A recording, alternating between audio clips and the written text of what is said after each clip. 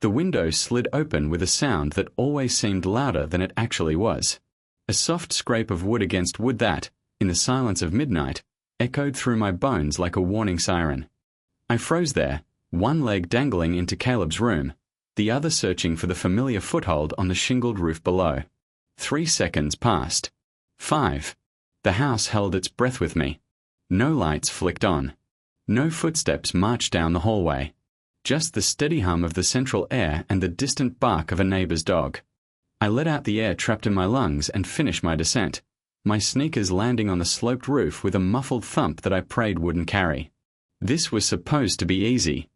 I'd done it a dozen times before. The old oak tree whose branches reached just close enough to grab. The careful shuffle across the roof tiles that had become as familiar as the floor of my own room. The drop onto the soft grass below, landing in a crouch like some character from an action movie Caleb always teased me about. Easy. Routine. Invisible. At least, that's what I told myself every time. But tonight felt different. The air itself seemed heavier, charged with something I couldn't name. Maybe it was guilt, finally catching up with me after all these months of sneaking and lying and pretending that sneaking out to see my stepbrother was somehow normal. Maybe it was the way Caleb had looked at me before I climbed out his window, his eyes holding mine a second too long, like he knew something I didn't. Or maybe it was just instinct. That ancient part of the human brain that senses a predator before the eyes can confirm it. I dropped from the lowest branch of the oak, my feet sinking into the dew-wet grass. A smile was already forming on my lips. In 10 minutes, I'd be in Caleb's car, windows down, driving to the all-night diner on the edge of town where no one knew us or cared who we were. In 10 minutes, we'd be free. I turned toward the driveway. And the smile died. He was standing there. Marcus. Not moving. Not speaking. Just standing beside his black sedan in the driveway like a statue carved from shadow and stone. The porch light was off, but the moon was bright enough to catch the silver in his hair, the rigid line of his shoulders, the set of his jaw that I'd learned to read as carefully as a warning label. My stepfather. My mom's new husband. The man whose son I was currently sneaking out to see. My heart didn't just beat faster. It stopped entirely for what felt like a full second, then slammed back to life with a force that made my vision blur at the edges. Blood roared in my ears, drowning out the crickets, the distant dog, everything except the thunderous pulse of pure, animal panic. How long had he been standing there? How much had he seen? I thought about running. My legs were younger, faster. I could disappear into the neighbor's yard, circle back to my car parked 3 streets over, pretend I was never here. I could text Caleb from the road, warn him, figure out a story that might somehow explain this away. But I didn't move. Because Marcus wasn't chasing me. He wasn't advancing or retreating or doing anything at all except standing there in the driveway, arms at his sides, watching me with an expression I couldn't read from this distance but could feel like a physical weight pressing down on my chest. That was his power. Not violence or anger or even words. It was presence. The absolute, unshakable certainty that he belonged exactly where he was, and that wherever you were somehow in the wrong. I'd felt it the first time I met him, 6 months ago, when my mom brought him to dinner with that hopeful, nervous energy she gets when she's trying too hard to make something work. He'd shaken my hand with a grip that was just firm enough to communicate strength without aggression, looked me in the eye with a gaze that didn't blink or waver, and said, "Leo, I've heard a lot about you." 3 sentences. That was our entire conversation that night. And somehow, by the end of it, I felt like he knew everything about me, my fears, my insecurities, my secrets, and had filed them away for future reference. Now he was standing in my escape route, and I understood with sickening clarity that this wasn't an accident. He hadn't heard me and come outside to investigate. He'd been waiting. The question was, why? If he wanted to confront me, to humiliate me, to drag me back inside and wake my mother and expose everything, he could have done that already. He could have been standing at the window when I climbed out, flashlight in hand, righteous fury on his face. He could have called the police, for God's sake, reported a prowler, watched me get handcuffed in the front yard while he explained to the officers that his stepson had been sneaking around his property. But he didn't do any of that. He just waited. And that waiting, that terrible patience, was worse than any explosion could have been.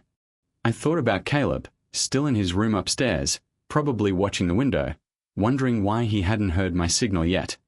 I thought about what Marcus might do to him when this was over. Would he be angry? Disappointed?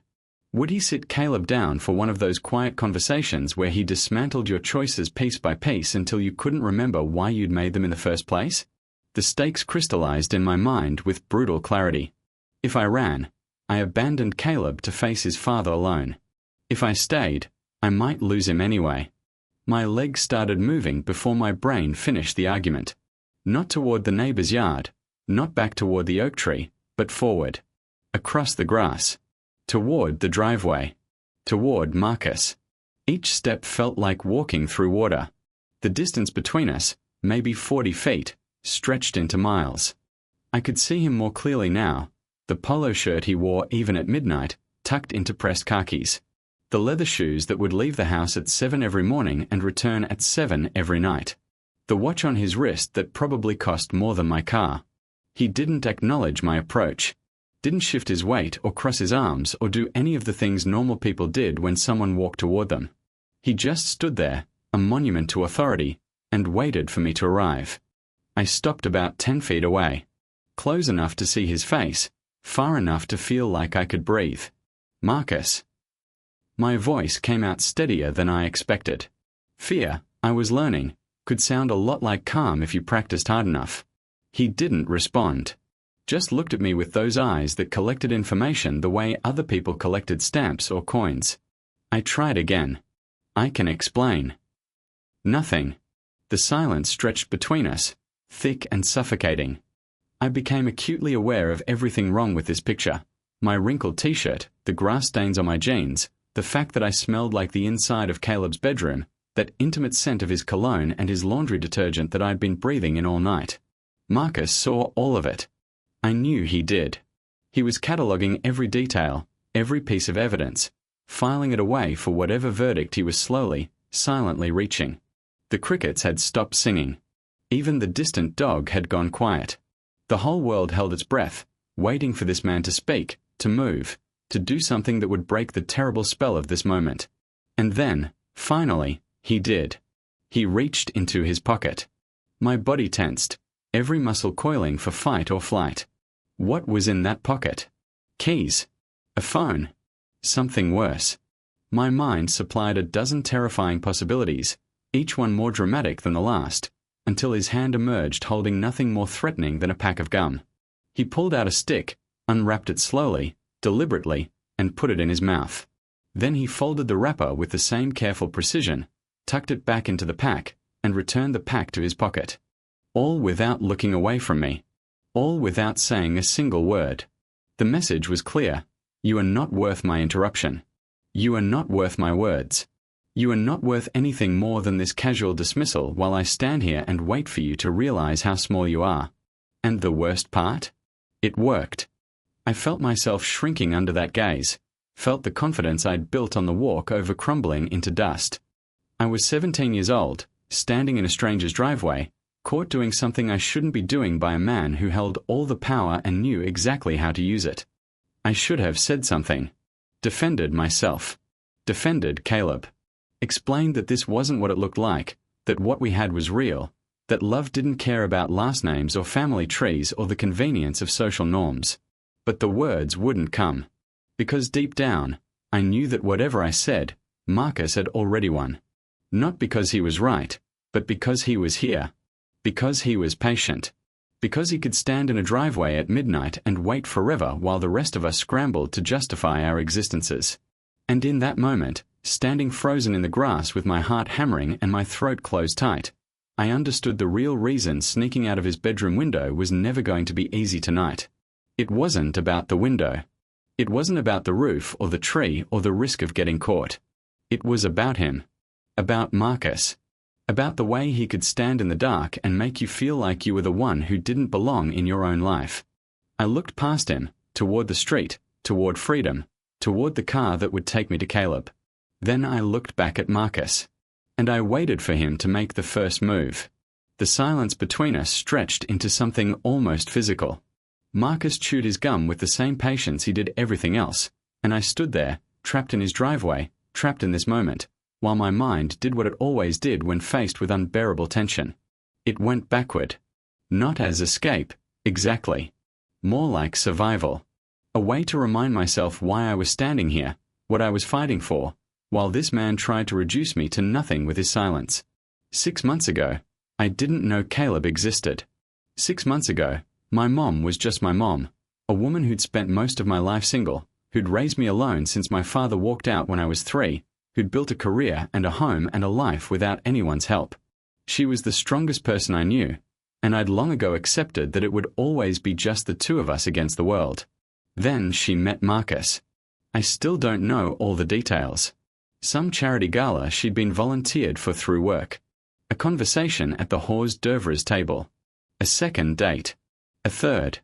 And suddenly my fiercely independent mother was coming home with that look in her eyes, the one I'd never seen before but recognized instantly. She was in love. I tried to be happy for her. I really did. She deserved someone, after all those years of sacrificing everything for me. But when she told me Marcus had a son my age, something shifted in my chest. A warning. A premonition. Call it what you want. It was there, humming under my skin like a live wire. The first time I saw Caleb, I understood why. It was at the engagement dinner. Some fancy restaurant Marcus had chosen. All white tablecloths and waiters who refilled your water glass every time you took a sip. My mom was glowing, Marcus was being gracious, and I was miserable in a borrowed jacket that didn't quite fit. Then the door opened, and he walked in. Caleb. He was taller than I expected, with his father's posture but none of his stiffness. Dark hair that fell across his forehead in a way that looked effortless.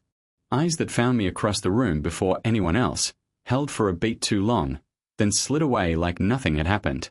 But something had happened. I felt it in my chest, that same live wire hum, only now it wasn't warning me about danger.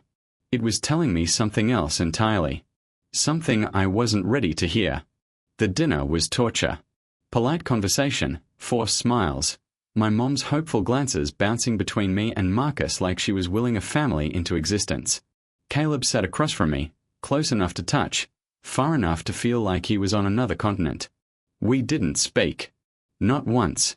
But every time I looked up, his eyes were there, waiting, asking questions I didn't know how to answer.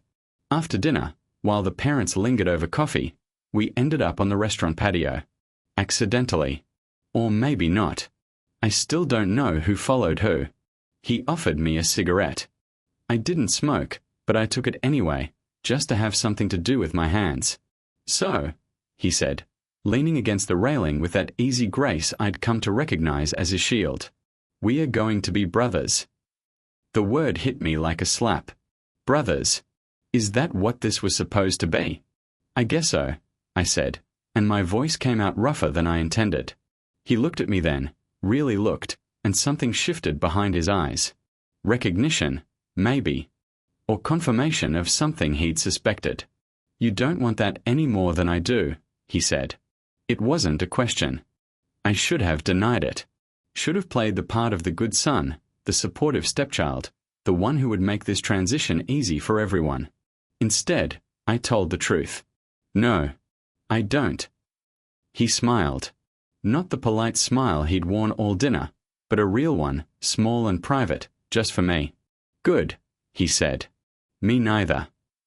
And that was the beginning. We didn't become friends overnight.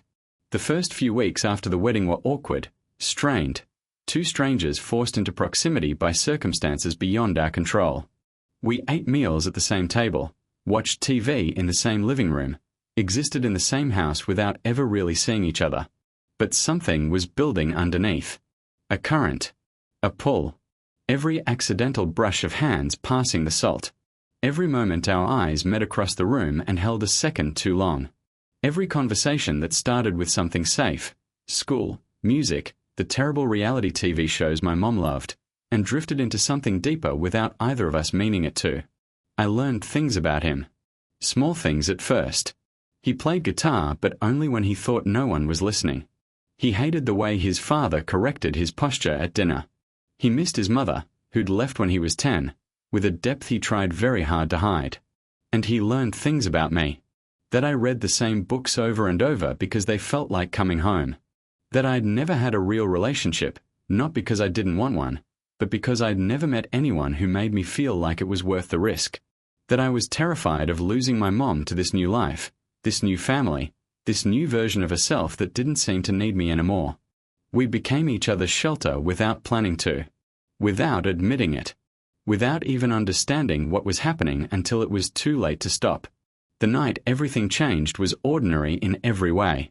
A Tuesday, I think. Rain tapping against the windows. My mom at some work thing, Marcus at some meeting, the house empty except for the two of us. We were in the living room, sprawled on opposite ends of the couch, pretending to watch a movie neither of us cared about.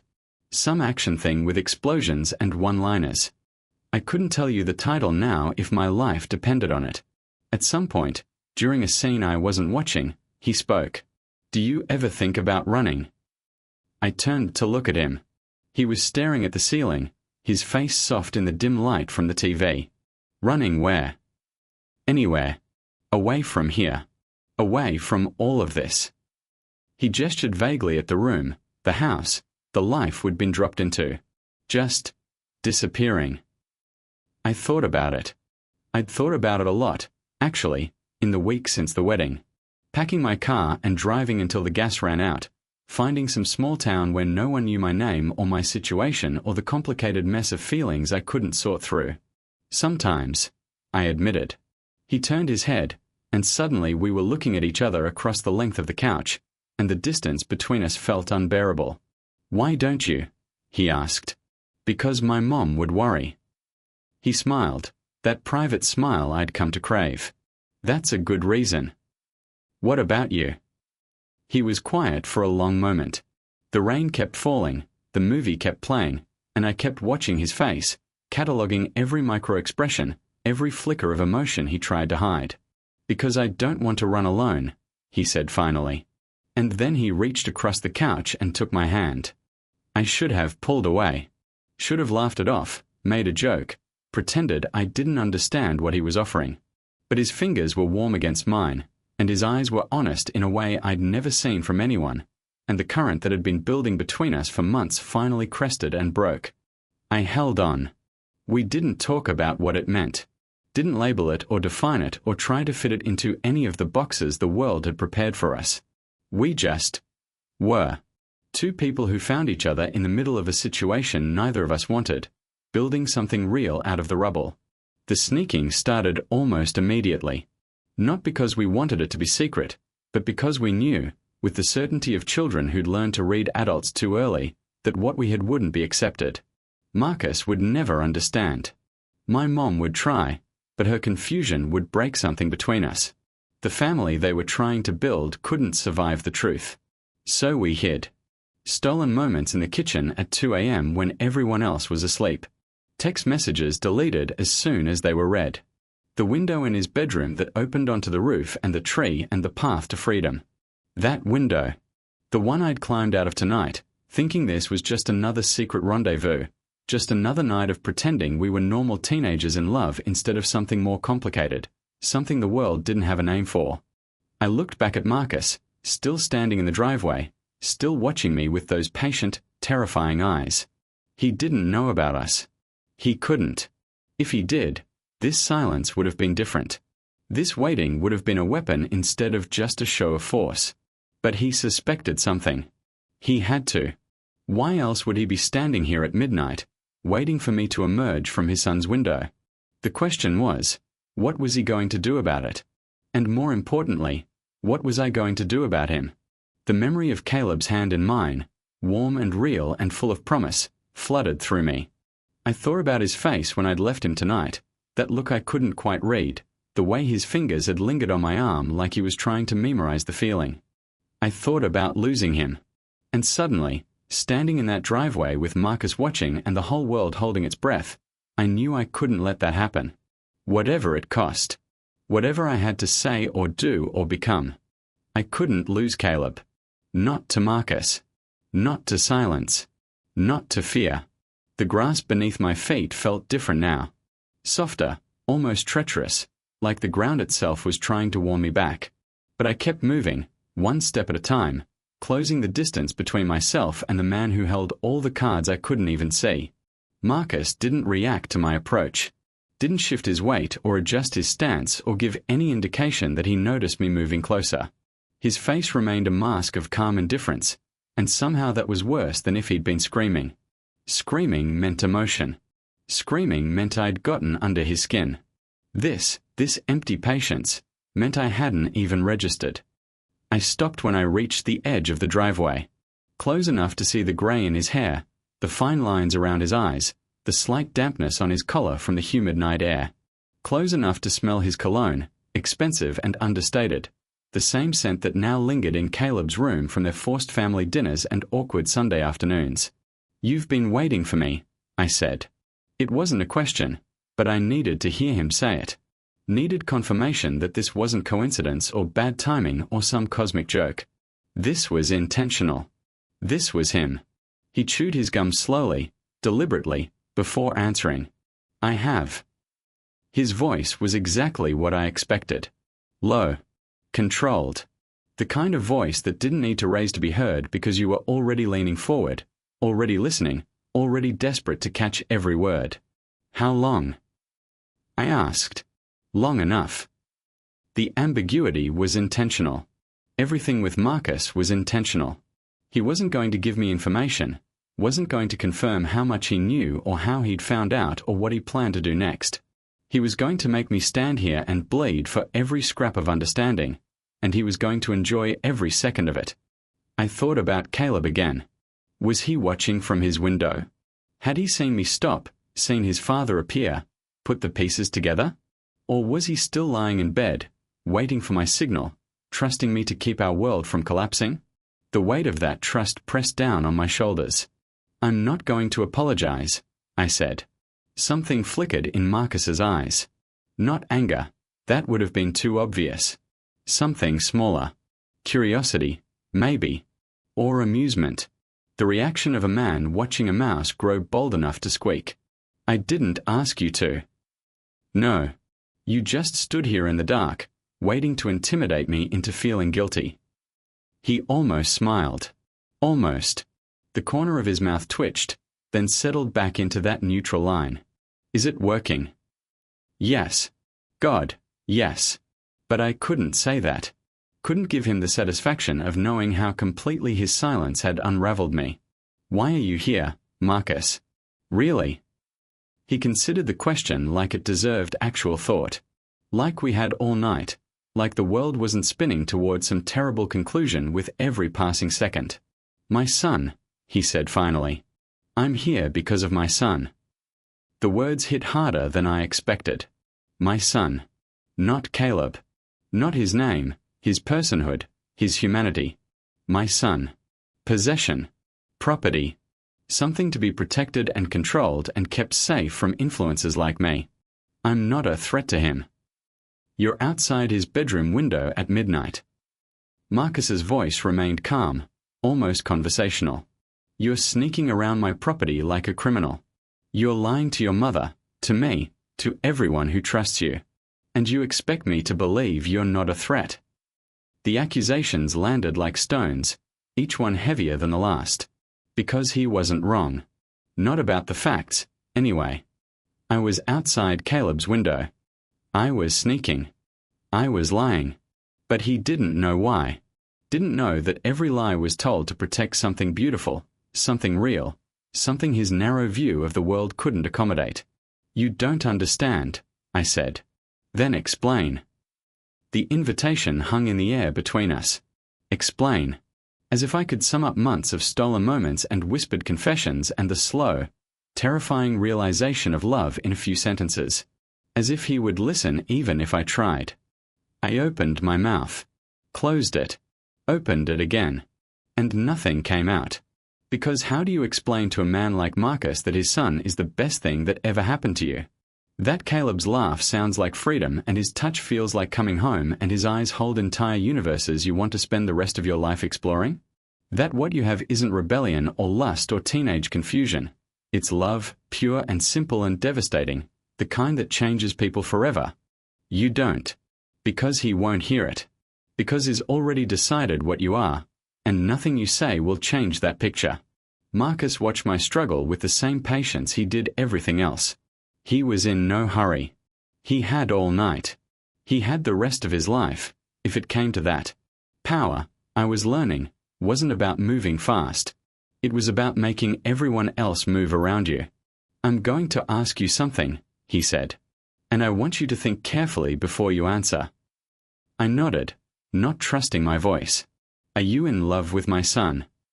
The question landed like a bomb. Direct. Unavoidable. No room for evasion or interpretation. He didn't ask if we were friends, if we were close, if I cared about him. He asked the one thing I couldn't deny without destroying myself. And in that moment, I understood that he knew. Not the details, maybe. Not the history or the depth or the thousand small moments that built a life together. But the essential truth. The heart of it. He knew. My silence was my answer. Marcus absorbed it without visible reaction. No shock. No disgust. No anger.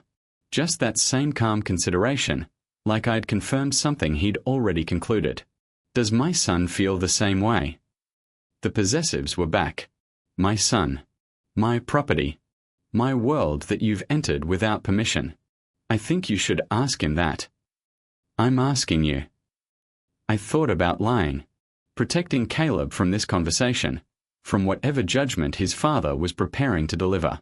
But the truth was already out, already hanging in the air between us, and lies would only make it worse. Yes, I said. He does. Something shifted in Marcus's posture.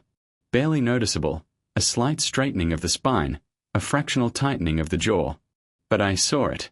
I was learning to read him the way I'd learned to read Caleb, through micro-expressions and small betrayals. And how long has this been going on?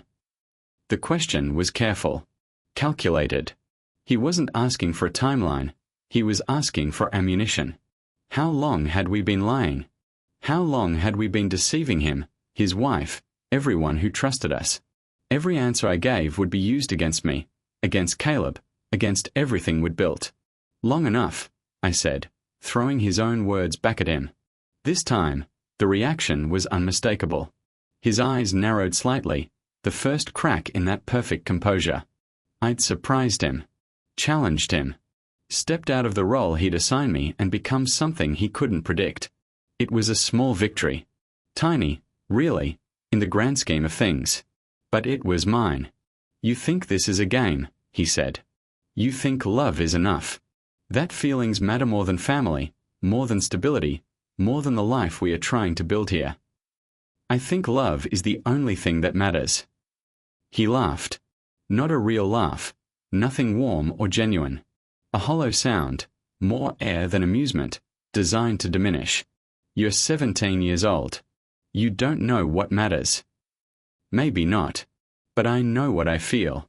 And I know Caleb feels it too. The silence that followed was different from before. Heavier. More charged. The space between us crackled with everything unsaid, everything we both knew but couldn't acknowledge. Finally, Marcus spoke again. Do you have any idea what this would do to your mother? The question caught me off guard. I'd been so focused on Caleb, on us, on the threat Marcus posed to our relationship, that I'd forgotten the other person caught in the middle. My mom, who'd spent 18 years raising me alone, who'd finally found someone, who'd built this fragile new family on a foundation she didn't know was cracked. The guilt that flooded through me was physical. A pressure in my chest. A tightness in my throat. That's not fair, I managed. None of this is fair. Not to her. Not to me. Not to Caleb.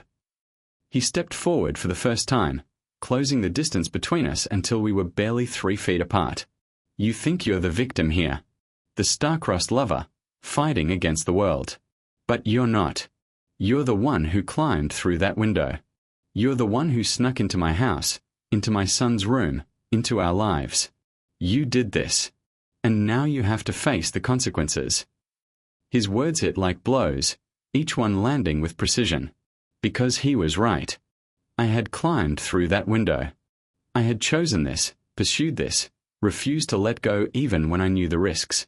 Whatever happened now, whatever Marcus did with this knowledge, I couldn't blame him for it. But I also couldn't let him destroy us. "I'm not leaving him," I said. The words came out stronger than I felt, a declaration against the darkness. "You can stand here all night. You can tell my mom. You can send me away, lock him in his room, do whatever you want. But I'm not leaving him. Not ever." Marcus studied me for a long moment. Looking for weakness, probably. Finding plenty of it. But also, maybe, seeing something else. Something that made him pause. "We'll see," he said finally. And then he looked past me, toward the house, toward the window I'd climbed out of just minutes ago. I followed his gaze. And my heart stopped. The window was open. Not wide, not inviting, just a crack. A sliver of darkness against the darker house. But I knew that window. I'd climbed through it a dozen times. I'd pressed my palm against its glass in goodbye more nights than I could count. I knew every inch of its frame, every squeak of its hinges, every way the moonlight caught its surface at different hours. And I knew, with a certainty that bypassed logic and went straight to my bones, that Caleb was standing behind it. Marcus saw it too. His eyes had found the same crack of light, the same impossible breach in the perfect fortress of his authority. For one suspended moment, we were frozen together, two opposing forces united in the shock of discovery. Then the moment broke, and everything changed. Caleb's hand appeared at the glass. Just his hand, pressed flat against the pane like he was trying to reach through it, through the night, through the impossible distance between his window and the driveway where his father and the person he loved stood locked in silent combat. I couldn't see his face, couldn't read his expression, but I didn't need to. The hand told me everything. It was shaking. Slightly, almost imperceptibly, but shaking. The hand that had held mine through countless sleepless nights, that had traced patterns on my skin while we talked about nothing and everything, that had reached for me in the dark like I was the only solid thing in a world that kept shifting, that hand was trembling against the glass. And I understood. He'd been watching. Maybe the whole time. Maybe from the moment I dropped from his window, from the moment I froze at the sight of his father, from the moment this nightmare began. He'd been up there, trapped in his room, listening to the silence stretch between us, imagining all the terrible things his father might be saying. And now he was breaking the rules. His father's rules. The unspoken laws of their household that demanded obedience, silence, compliance. He was pressing his hand to the glass where anyone could see, where Marcus could see, and he was telling me without words, "I'm here. I see you. I'm with you." The gesture was small. Insignificant, maybe, to anyone who didn't know what it cost. But I knew. I knew that Caleb had spent his entire life learning to disappear, to make himself small, to avoid his father's attention because attention from Marcus was never good. I knew that every instinct in his body must have been screaming at him to step back, close the curtain, pretend he hadn't seen anything. And he was ignoring all of it. For me. The love that flooded through me in that moment was almost painful. A physical ache in my chest, a burning behind my eyes, a desperate need to cross the lawn and climb back through that window and hold him until the shaking stopped. But I couldn't move. Couldn't do anything except stand there and watch his hand against the glass and let him know, somehow, that I saw him too. Marcus hadn't moved either. But something was happening behind his eyes. That carefully constructed mask of control was showing cracks, real ones this time, not the micro-expressions I'd been straining to read all night. His jaw worked silently, grinding his gum into nothing. His hands, still at his sides, had curled into fists. He was looking at his son. And for the first time, I saw something other than authority in his face. Something raw. Something almost human. Loss. Not the loss of control or the loss of this confrontation. Something deeper. The loss of a son he'd never really known. The loss of the relationship he'd assumed they had. The one where Caleb obeyed and Marcus commanded and everything stayed neatly in its place. The loss of the illusion that he could control the people he loved into loving him back. Because that hand on the glass wasn't just a gesture of solidarity with me. It was a rejection of him. A public, undeniable declaration that when push came to shove, Caleb would choose the boy in the driveway over the father in the house. I watched Marcus process this. Watched the flicker of emotions cross his face. Shock, then something that looked almost like grief, then a hardening, a closing off, a retreat behind walls even higher than before. When he spoke, his voice was different. Not louder, but rougher. The control was still there, but it was effortful now. Visible. He's choosing you. It wasn't a question. But I answered anyway. Yes. Over his family. Over his future. Over everything I've given him. I didn't ask him to choose. But he did. Marcus turned back to me, and the look in his eyes made my skin prickle. Not anger. I could have handled anger. This was something colder. Something that had passed through anger and come out the other side. He's standing at that window, in front of God and everyone, and he's choosing you. The weight of those words settled over me. Because he was right. Caleb was choosing. Not passively, not quietly, not in ways that could be denied or explained away. He was pressing his hand to the glass where his father could see and saying, without words, that I mattered more than obedience, more than safety, more than everything Marcus had built. And that meant something. Not just to me, not just to Caleb, but to this moment, to whatever came next. I looked back at the window. Caleb's hand was still there, still shaking, still pressed flat against the glass like he was trying to push through it, through the night, through all the barriers between us. And suddenly I wasn't standing in the driveway anymore. I was back in his room, back in all the moments that had led us here, back in the truth of what we were to each other. I remembered the first time he'd held my hand. The way his fingers had trembled then too, just slightly, before they'd tightened around mine and refused to let go. I remembered the first time he'd said my name in that particular way, soft and private, like it belonged only to him. I remembered the night he'd told me about his mother leaving. How he'd cried, finally, after years of holding it in, and how holding him had felt like the most important thing I'd ever done. I remembered all of it. And I understood, with a clarity that burned, that this was bigger than Marcus. Bigger than the driveway, bigger than the confrontation, bigger than whatever consequences were coming. This was about two people who'd found each other in the dark and refused to let go. I looked back at Marcus. You can't stop this, I said. The words hung in the air between us, dangerous and true.